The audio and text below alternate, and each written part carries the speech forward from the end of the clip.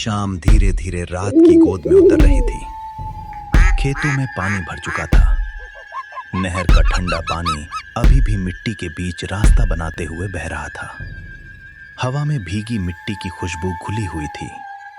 आसमान पर डूबते सूरज की लालिमा अब काले बादलों में खोने लगी थी। तीनों, दो सगे भाई और उनका गांव का दोस्त, दिन भर की मेहनत के बाद घर लौटने को तैयार थे। उनके पैरों में कीचड़ चिपका था, कपड़े गीले थे और चेहरों पर थकान साफ दिख रही थी। चलो अब देर मत करो, अंधेरा तेजी से बढ़ रहा है। अगर जंगल वाले रास्ते पर देर हुई तो मुश्किल हो जाएगी।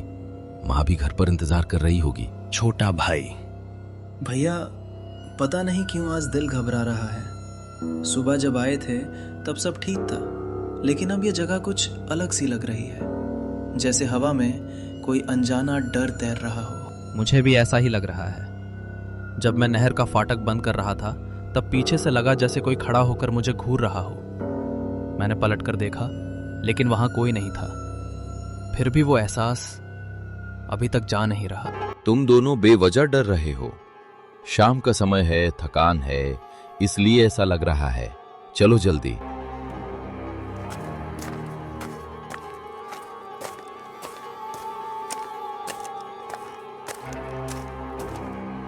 जंगल वाला कच्चा रास्ता।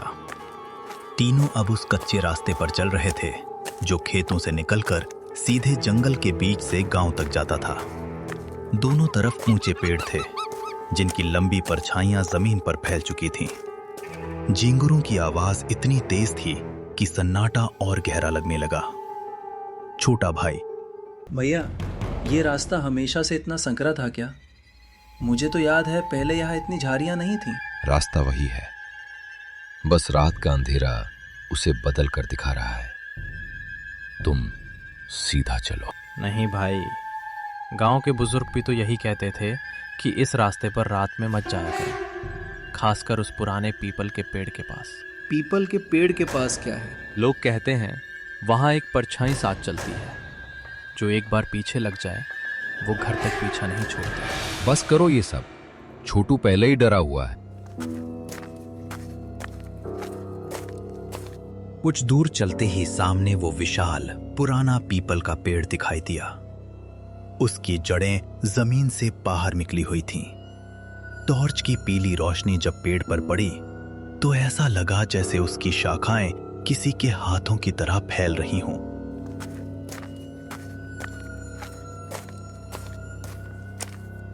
भैया रुको, मुझे कुछ ठीक नहीं लग रहा। देखो, मेरी परछाई कहाँ गई? क्या मतलब? देखो ना, टॉर्च आगे है, फिर भी मेरी परछाई जमीन पर नहीं पड़ रही। मुझे भी कुछ आवाज सुनाई दे रही है, जैसे कोई कीचड़ में कदम रख रहा हो। आवाज उनके पीछे से आ रही थी, लेकिन जब वे रुकते वो भी रुक जाती। अब ध्यान से सुनो, कोई पीछे नहीं देखेगा, चाहे कुछ भी सुनाई दे, बस चलते रहना है।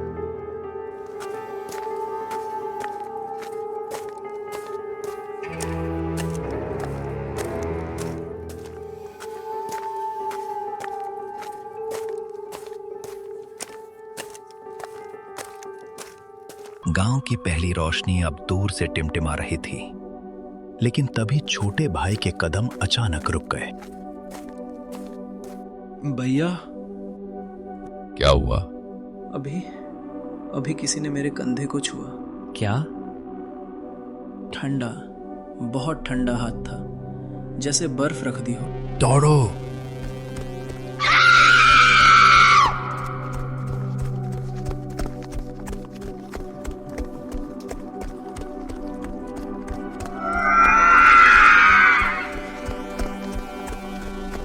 तीनों पूरी ताकत से गांव की तरफ भागने लगे।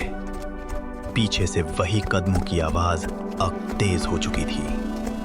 ऐसा लग रहा था जैसे कोई अदृश्य साया उनके साथ साथ दौड़ रहा हो। तीनों हाफते हुए घर पहुंचे, दरवाजा बंद किया और कुंडी चढ़ा दी। आंगन में लालटेन की पीली रोशनी कांप रही थी। भैया वो सच में था, किसी ने मुझे छुआ था। और पीछे कदमों की आवाज भी थी, मैं भी सुन रहा था। शांत हो जाओ, पहले पानी पी लो। तभी बाहर से मिट्टी पर किसी के चलने की धीमी आवाज आई। चर चर। तीनों एकदम चुप हो गए। रवि। भैया इतनी रात को मेरा नाम कौन पुकार रहा है? और इतनी रात हो गई, अब यहाँ कौन हो सकता है अपने घर के पास? जवाब मत देना। सिर नीचे रखो, बाहर मत देखो। आवाज फिर आई, इस बार और साफ। रवि, दरवाजा खोल। ये माँ जैसी आवाज नहीं है, फिर भी। कुछ मत बोलो। दरवाजे की कुंडी अपने आप हिलने लगी। खट खट। फिर लकड़ी पर 3 थप्पे पड़े। 1 2 3। भैया अगर ये अंदर आ गया तो सामना करेंगे, लेकिन दरवाजा नहीं खोलेंगे।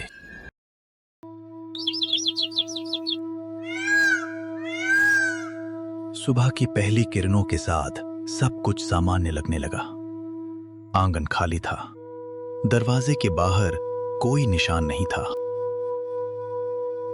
क्या ये सब सच में हुआ था, या हमने बस कोई बुरा सपना देखा?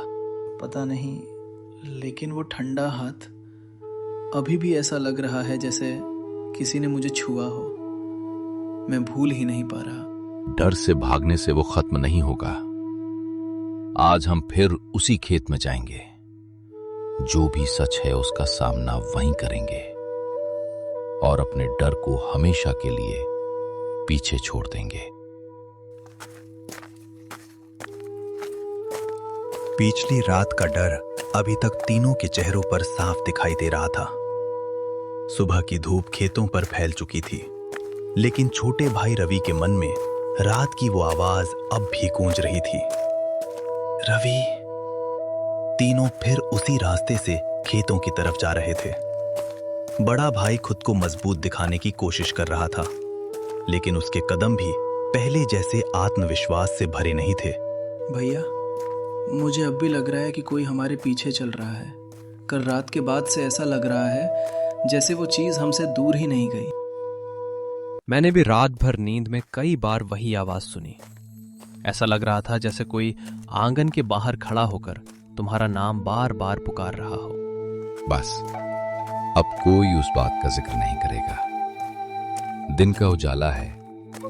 जो कुछ था रात के अंधेरे का वहन था। लेकिन जैसे ही वे पीपल के पेड़ के पास पहुंचे, तीनों के कदम एक साथ रुक गए। मिट्टी में साफ 4 जोड़ी पैरों के निशान थे। 3 उनके और 1 चौथा। वो चौथा निशान गीला था, जैसे अभी अभी किसी ने वहां कदम रखा हो।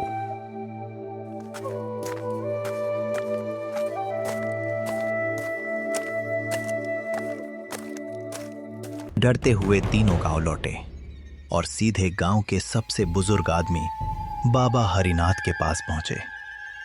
बाबा पीपल के पेड़ और उस रास्ते की पुरानी कहानियों के लिए पूरे गांव में जाने जाते थे। बाबा, हमें आपसे एक बात पूछनी है।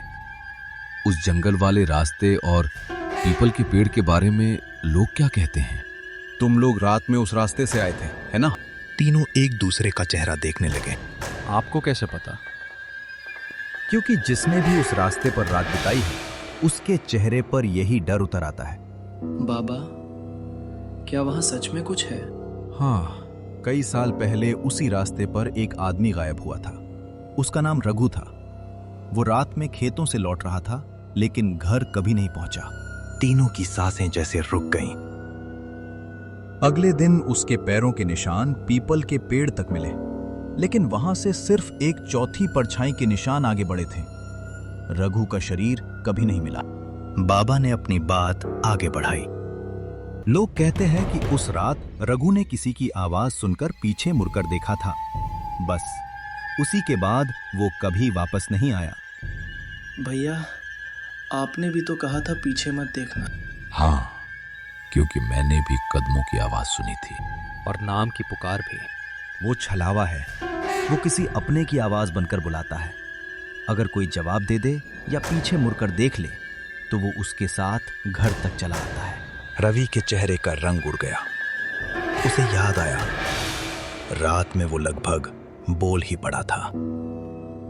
उस रात तीनों ने फैसला किया कि सच्चाई जानने के लिए वे फिर उसी रास्ते पर जाएंगे। आसमान में बादल छाए थे, चांद की रोशनी मुश्किल से जमीन तक पहुंच रही थी। हवा ठंडी और भारी थी और शायद इस बार वो रास्ता उन्हें वापस आने ही नहीं देने वाला था। आगे क्या हुआ जानने के लिए अभी कमेंट करें नेक्स्ट पार्ट। वीडियो पसंद आए तो लाइक करें, चैनल को सब्सक्राइब जरूर करें और अपनी राय कमेंट में बताएं। आपका हर एक सपोर्ट हमें और बेहतर बनाने की ताकत देता है।